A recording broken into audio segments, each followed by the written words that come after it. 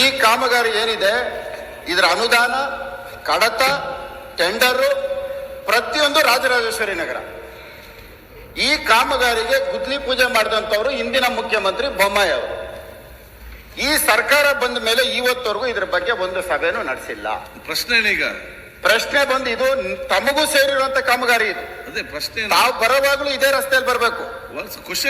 ಇದನ್ನ ಉಪಮುಖ್ಯಮಂತ್ರಿಗಳಲ್ಲಿ ನಾನು ಮನವಿ ಮಾಡ್ತೇನೆ. ತಾವು ಸಚಿವರಾಗಿದ್ದೀರಿ, ಬಹಳ ಸಂತೋಷ.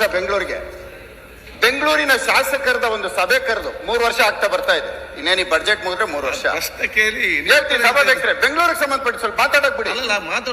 ನಾನು ಸಭಾಧ್ಯಕ್ಷರೇ, ಬೆಳಗ್ಗೆಯಿಂದ ಸಾಯಂಕಾಲದವರೆಗೂ ಕುಂಡ್ರಿಸಿರ್ತೀರಿ, ನಾವು ಕೂತಿರ್ತೀವಿ. ಅಧಿವೇಶನ ಕರೆಯುವುದು. ಬೆಂಗಳೂರು ನಗರದ ಶಾಸಕರಿಗೆ ನಿಮ್ಮ ಸಮಸ್ಯೆಗಳದ್ದು ಒಂದು ಪಟ್ಟಿ ಕೊಡಿ ಅಂತ ಒಂದು ಮಾಡಿ ಸರ್.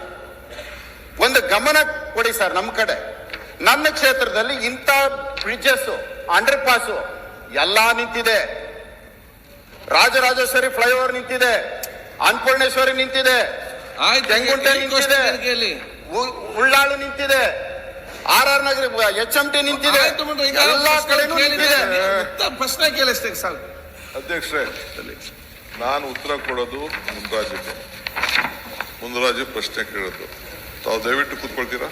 ಒಂದು ಫುಟ್ಪಾತ್ ಅವ್ರದ್ದು, ಒಂದು ಫುಟ್ಪಾತ್ RR ನಗರ. ಈಗ ಒಂದು ಫುಟ್ಪಾತ್ ಅವ್ರದ್ದು, ಒಂದು ಫುಟ್ಪಾತ್ RR ನಗರ. ಬಂದು ಮುನ್ರಾಜ್ ಕೇಳಿದ್ದಾರೆ. ಎಷ್ಟು ಬೆಂಗಳೂರು ಗೊತ್ತಿದೆಯೋ ನನಗೊಂದು ಕಾಲ್ ಭಾಗ ಗೊತ್ತಿದೆ. ತಾವು 28 ಜನನು ತಾವು ಗೊತ್ತಿದೆ ಅಂದೆ. ಅವಕಾಶ ಕೊಟ್ಟಿದೆ. ಚರ್ಚೆ 28 ಜನನು ತಮ್ಮ ಮಕ್ಕಳೇ. ಆಯ್ತು, ಎಲ್ಲರೂ ಒಟ್ಟಾಗಿ ನೋಡಿ. ಆಯ್ತು ಇವ್ರೆ. ಮುನ್ರಾಜು ಆದ್ರೇನು, ಮಾತಾಡಬೇಡಿ, ಉತ್ತರ ಕೊಡಿ. ಮುನಿರತ್ನನು ಒಂದೇ, ಮುನ್ರಾಜು ಒಂದೇ.